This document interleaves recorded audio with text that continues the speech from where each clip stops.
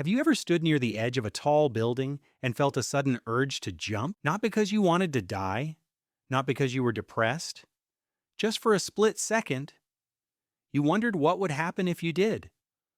Or maybe you've held a perfectly good glass in your hand and imagined smashing it against the floor, or looked at a big red button and felt an irrational desire to press it. Most people have experienced thoughts like these. Almost nobody talks about them, because admitting them sounds insane. But here's the disturbing part. The fact that you've had these thoughts doesn't make you abnormal. It makes you human. Every day you play a character. You follow rules, you control your emotions, you ignore impulses, you say things you don't mean, you smile when you're annoyed, you act civilized. But underneath that carefully constructed version of yourself is another side, a side that doesn't care about rules, a side that is curious about chaos, a side that has been following humanity around since the beginning of time. And whether you realize it or not, that side influences far more of your behavior than you'd like to believe. Because the human brain has a strange relationship with forbidden things. The moment something becomes off limits, it becomes interesting. Tell a child not to touch something. Suddenly, it's the only thing they want. Tell an adult not to think about something. That's exactly what they'll think about. The forbidden has a unique power over the human mind, and your brain is designed that way. Millions of years ago, curiosity kept our ancestors alive. The people who investigated strange noises survived. The people who ignored them often didn't. So evolution built us to pay attention to things that feel unusual, dangerous, or forbidden, which creates a weird problem in modern life. Because now we live in a world full of boundaries, and every boundary creates temptation.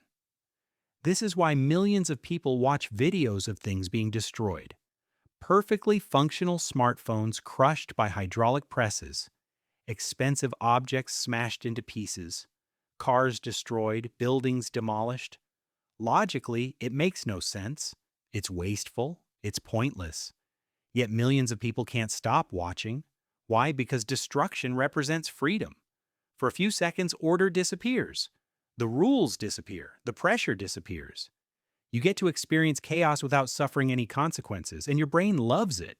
The same thing happens with horror movies, roller coasters, haunted houses, true crime documentaries. Think about that for a second.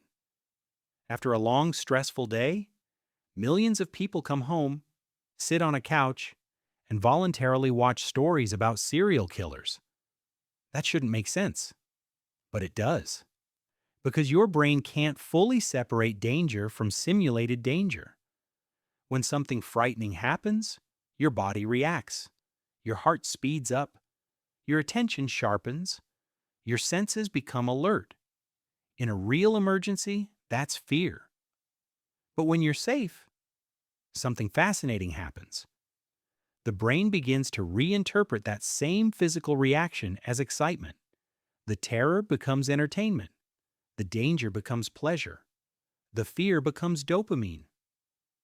Which explains one of the strangest parts of human nature. We often enjoy things precisely because they scare us. But the deepest explanation may come from a psychologist named Carl Jung. Jung believed every person has a hidden side, a collection of thoughts, desires, emotions, and impulses that society taught them to suppress. He called it the shadow. The shadow isn't evil. It's simply everything about yourself that you've decided you're not allowed to be. Your anger, your aggression, your selfishness, your rebelliousness, your darker curiosities. Most people spend their lives pretending this side doesn't exist. Jung believed that's a mistake. Because the parts of ourselves we bury don't disappear. They wait. And they look for a way out. Sometimes that outlet is a movie. Sometimes it's a fantasy. Sometimes it's a video game. And no game demonstrates this better than Grand Theft Auto. Think about why GTA became one of the biggest entertainment franchises in human history. It wasn't because people wanted to obey rules. Reality already provides that experience. Wake up, work, pay bills, follow laws, behave. GTA offered something completely different. For a few hours, players could explore the parts of themselves that reality never allows. They could break rules, cause chaos, ignore consequences. Not because they were criminals, because they were human. The game succeeded because it became a playground for the shadow, a safe place to explore forbidden impulses without real-world consequences. And that's the key word, safe. Because the difference between fear and excitement, between horror and entertainment, between a nightmare and a thrill, is often just one thing: control. As long as you feel safe, your brain can transform even the darkest experiences into pleasure. Take away that feeling of safety, and the pleasure disappears instantly. Which means the dark pleasures we enjoy aren't really about destruction, or violence, or fear. They're about exploration. They allow us to visit parts of human nature that we normally keep locked away. For a few minutes, we stop pretending. For a few minutes, we acknowledge something most people spend their lives trying to hide. That beneath the civilized surface, there is still something wild. And maybe that's not a flaw. Maybe that's exactly how we're supposed to be. Because the real danger isn't having a shadow. Every human being has one. The real danger is refusing to understand it.